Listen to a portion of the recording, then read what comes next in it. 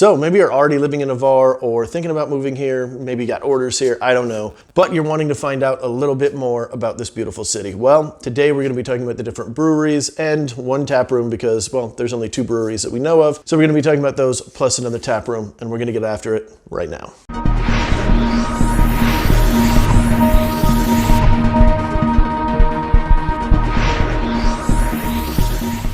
What is going on? It is Andrew with the Emerald Group right here in beautiful sunny Navarre, Florida. I can say sunny finally because the sun has finally come out after like 3 weeks of just cold front and disgustiness and gray skies and all that good stuff. But it's finally out. We're very excited to bring to you the top 3 breweries. Well, it's really 2 breweries and a tap room because we didn't have 3 breweries to go over, but that's what we're going to be talking about today. So if you want to find out everything there is to do in Navarre, make sure you hit that subscribe button and tap that little bell so that you'll be notified every single time I do a new video. And as always, if you are thinking about moving here, maybe you got orders here, if you're military, maybe you're just planning on moving down to this area in general, go ahead and give us a call. All of our information is on the screen, so you can call, you can text, email works very well as well, especially kind of, you know, if you're just doing your research phase, that works really well. But anyway, reach out to us however you want. But for now, let's get into the video. All right, our first stop for today's video was Ye Olde Brothers Brewery, mainly because out of the 3 places, this is the best one to get something to eat at, or it's the most convenient. It might not necessarily be the best food, but we'll talk about that here in a few minutes. Now, Ye Olde Brothers Brewery has a lot, but because we went there for food first, let's talk about that. So they've got lots of different options. They've got some great pizza. They've got huge salads. These things, you're probably seeing it on your screen now. They're huge, absolutely ginormous. And I know that a lot of us aren't thinking, well, hey, I'm going to go grab some beer at a brewery and I want a delicious salad to go with it. But, you know, if you like a good brew, but you're watching your girly figure, you know, your fancy figure, then that's definitely an option you can do. Their salads are big. It's big enough that my suggestion is to do that thing where you dip your fork into the dressing and eat it this way. You can take it in a to-go box and it's not going to make all your lettuce like wilt or whatever it does, get all soggy and stuff like that, so that you can keep the salad whenever you go, because it's hard to eat one of those. I mean, as you're seeing on your screen, they're huge. They've also got other options with sandwiches. I've actually got a barbecue nacho that's pretty good, and I'm not even a big fan of nachos, but they did a pretty good job there. And then of course, Ye Olde Brothers as a whole just has an outstanding atmosphere on top of great brews. Every single time I do go to Ye Olde Brothers Brewery, I find some delicious brew that they're making that I just really like. This last time around, it was the Coyote. It was something Coyote. I don't remember what the first word was, but Coyote Cream Ale. Very smooth, very easy to drink, which is what I prefer for a lot of my brews. They've also got several others on the menu. Their brown is pretty good, or at least the main brown that they generally have on there. I think they were out when we went this time around, which doesn't surprise me because it's probably one of their better beers. Now let's go ahead and take a look at the grounds. There are tons and tons of things to do at Ye Olde Brothers Brewery. There's, you know, cornhole. They have a nice little area for a fire pit. Lots of outdoor space in general. They host, sometimes they host a lot of events here and, you know, just different things to do. Sometimes they're sponsoring other beers in the local area to do like a miniature beer fest sort of thing at their place. But other than that, during the summer, especially when it warms up, you'll see this outside area just completely lit up, beautiful lights, and it's just a phenomenal atmosphere. Kind of reminds you of, I don't know, kind of like a backyard, just like a backyard party, you know? So definitely a very good atmosphere in general. My only downfall with Ye Olde Brothers is it is a little bit further up north on 87, but that doesn't surprise me. It is a brewery. They needed more space to be able to brew everything, so they had to find something that is probably a little bit more competitive in price. That would be my guess. I don't actually know. But so they're a little bit farther north on 87, which I'll throw up a little map on kind of where it is. It's not bad at all. It just is just a little bit more than I would like to go for having a couple of drinks.